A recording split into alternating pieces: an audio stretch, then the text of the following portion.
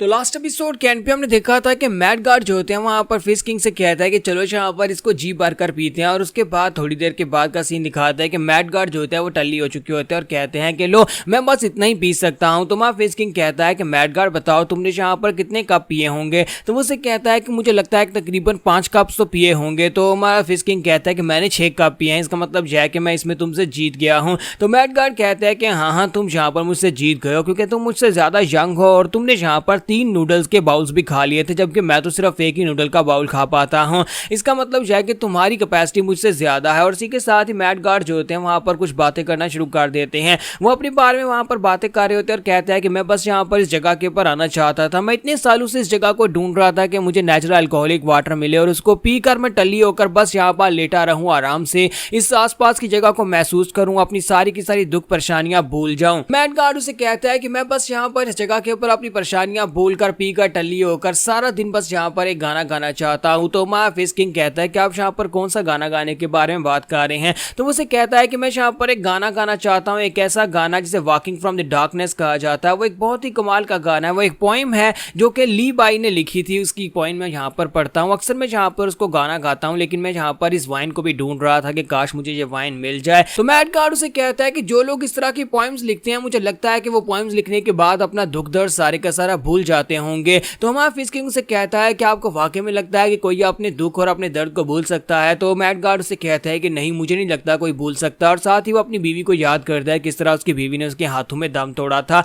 तो वो कहता है कि नहीं, मुझे नहीं लगता कोई कभी यहाँ पर अपने दुख को भूल सकता है। अगर ये दुनिया एक बहुत ही बड़े सपने की तरह है तो फिर मैं इस सपने को और भी ज्यादा बड़ा बनाना चाहता हूँ। मैं इस सपने में यहाँ पर बस वाइन पीकर लेटे रहना चाहता हूँ जब तक कि यहाँ पर आसमान के ऊपर पूरा चांद ना चमके, और फिर बस यहाँ पर अपने उन ओल्ड सेंटिमेंट्स और अपनी बीवी और अपने उन सभी यादों को याद करना चाहता हूँ, उन अच्छे पलों को याद करना चाहता हूँ। वहाँ फिश किंग उसे कहता है कि मैं भी ये सारी बातें नहीं बोलना चाहता। तो उसी के साथ ही वो दोनों कहते हैं कि चलो फिर यहाँ पर हम लोग रेडी हैं, अब यहाँ पर इतनी वाइन पिया तो इसको सर्कुलेट भी कर लेते हैं। और इसी के साथ ही हमारा फिश किंग जो होता है वहाँ पर सर्कुलेट करने के लिए बैठ जाता है और मैट गार्ड उसके सामने बैठे होते हैं। दोनों ही वहां पर अपनी अपनी एनर्जी को सर्कुलेट कर रहे होते हैं, क्योंकि यहाँ पर हमारे फिश किंग ने पीचीज भी खाए हैं और साथ में जिनसिंग भी खाई थी और नूडल्स और सब कुछ। ये सब कुछ करने के बाद अब उसकी बॉडी के अंदर बहुत सारा एनर्जी का भंडार जमा हो चुका है। उस सारी एनर्जी के भंडार को अब यहाँ पर एक ही पॉइंट के ऊपर अब उसे ब्रेक थ्रू करने के लिए यूज करना है, उसे अपनी बॉडी के अंदर एब्जॉर्ब करना है। अगर वो एनर्जी को ठीक तरह से सर्कुलेट कर पाया तो यहाँ पर उसकी बॉडी के अंदर जहाँ पर 3 फूल खिले हुए हैं वो 3 से 5 हो जाएंगे। और अगर उसने 5 एनर्जीज को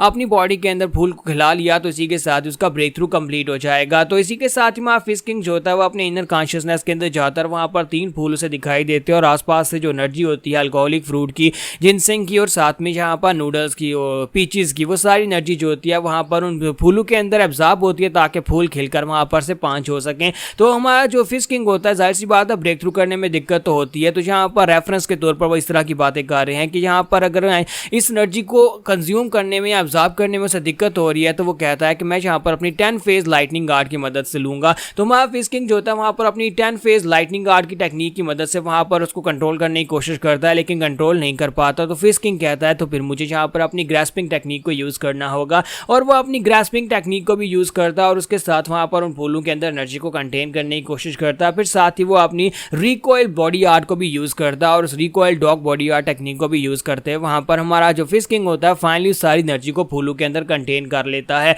और जैसी वो एनर्जीज जो होती है एक जगह के ऊपर कंटेन हो जाती हैं, इसी के साथ उस गुफा के अंदर से जबरदस्त रोशनी चमकती है और उसका ब्रेक थ्रू कंप्लीट हो जाता है। तो फिश किंग ने फाइनली यहाँ पर अपने 5 फूलों को ब्लॉसम कर लिया और इसी के साथ उसका ब्रेक थ्रू कंप्लीट हो गया। तो वो कहता है कि अब मैं यहाँ पर एक नए लेवल पर ब्रेक थ्रू कर चुका हूँ और मैं इसको एनलाइटन डिवाइन आर्ट का नाम दूंगा। तो मैट गार्ड साइड के ऊपर से निकल कर आते हैं और उसे कहते हैं तो फाइनली तुमने यहाँ पर ब्रेक थ्रू कर ही लिया, मुझे लगा ही था कि तुम ये कर लोगे। तो वहाँ फिश किंग उसे कहता है कि मैट गार्ड क्या तुमने यहाँ पर अपनी एनर्जी सर्कुलेशन को कंप्लीट कर लिया, क्या तुमने भी ब्रेक थ्रू कर लिया या नहीं। तो जैसे हमारा फिश किंग जो होता है मैट गार्ड के चेहरे की तरफ देखता है तो वो बहुत ज्यादा हैरान होता है, क्योंकि मैट गार्ड का चेहरा जो होता है पहले से भी ज्यादा यंगर और साथ में उसके बाल पूरी तरह से काले हो चुके हैं। तो वो कहता है कि मैट गार्ड जो तुम्हारे चेहरे को क्या हो गया। तो उसे कहते हैं कि मैं यहाँ पर ब्रेक थ्रू करने वाला था, मेरी बॉडी के अंदर एनर्जी ओवरफ्लो हो रही थी, बहुत ज्यादा एनर्जी थी, इसी वजह से मैंने उस एनर्जी को अपनी बॉडी के अंदर ब्रेक थ्रू को रोकने के लिए इस चेहरे की अपीयरेंस ले ली। मुझे अपने यंगर सेल्फ से ये चेहरा याद था और मैंने इसी वजह से इस चेहरे को अपना लिया, यानी कि मैंने ये समझ लो कि अपने आप को एज रिग्रेस कर लिया उस सारी एनर्जी के साथ। तो हमारा फिश किंग उसे कहता है कि तुम्हें देखकर ऐसे ही लगता है जैसे कि तुमने वाकई में यहाँ पर रिग्रेशन की है, तुम पहले यहाँ पर अगर 50 साल के तो अब तुम 25 के लग रहे हो, ऐसे लगता है जैसे कि मैं अपने बड़े भाई को देख रहा हूँ। तो मैट गार्ड उसे कहता है कि मुझे लगता है कि माउंटेन जॉन-जैक की तरफ से ये मेरे जैसे बुढ़े आदमी के लिए एक आखिरी तोहफा होगा कि मैंने यहाँ पर ये सोचा कि मैं अपनी एज को रिग्रेस कर लेता हूँ और मैं वापस दुनिया में जाने के लिए तैयार हूँ। तो फिश किंग कहता है क्या वाकई में तुम यहाँ पर जांगू में जाने के लिए तैयार हो, क्या तुम यहाँ से बाहर जा रहे हो? तो वो उसे कहता है कि हाँ, मैं इस माउंटेन के ऊपर बहुत ही अरसा रह लिया, क्योंकि मुझे लगता है कि अब जबकि डिमोनिक पाथ के लोग सरेआम घूम रहे हैं और डिमोनिक पाथ के लोगों को हराने के लिए मेरी जरूरत है, तो फिर मैं एक माउंटेन गार्ड बने रहने की बजाय बाहर जाकर उन लोगों से निमटना चाहूंगा। तो फिश किंग कहता है ये तो अच्छी बात है। फिर साथ ही मैट गार्ड उसे कहता है कि मैं पिछले कई सालों से इस माउंटेन के ऊपर रह रहा हूं, तो मुझे दुनिया के बारे में ज्यादा नहीं पता। फिलहाल की म्यूरियम के बारे में बताओ, क्या म्यूरियम में तुम्हारे जैसे और भी कुछ मॉन्स्टर्स हैं, कुछ और भी बच्चे ऐसे हैं जो कि एक्स्ट्रा ऑर्डिनरी हैं और तुम्हारी तरह ही बहुत ज्यादा लगन वाले हैं? तुम्हारा फिश किंग उसे कहता है कि मैं ज्यादातर को तो नहीं जानता, लेकिन मेरे आसपास एक डफर ऐसा है जो कि मेरी तरह ही बहुत ज्यादा अक्खड़ है और उसे भी यहाँ पर मार्शल आर्ट सीखने का बहुत ज्यादा शौक है। मुझे लगता है कि अभी भी वो कहीं पर जाकर अपना अम्ब्रेला घुमा रहा होगा। तो यहीं पर एंड सीन के ऊपर हमारे अम्ब्रेला गाय चुल म्योंगो भी वो भी दिखाते हैं कि वो अपना अम्ब्रेला वाकई में घुमा रहा था और कहता है लगता है कोई मेरी पीठ पीछे मेरे बारे में बातें कर रहा है। तो यहाँ पर हमारी एपिसोड 88 का एंड करेंगे और नेक्स्ट एपिसोड में देखेंगे कि अब आगे क्या होने वाला है।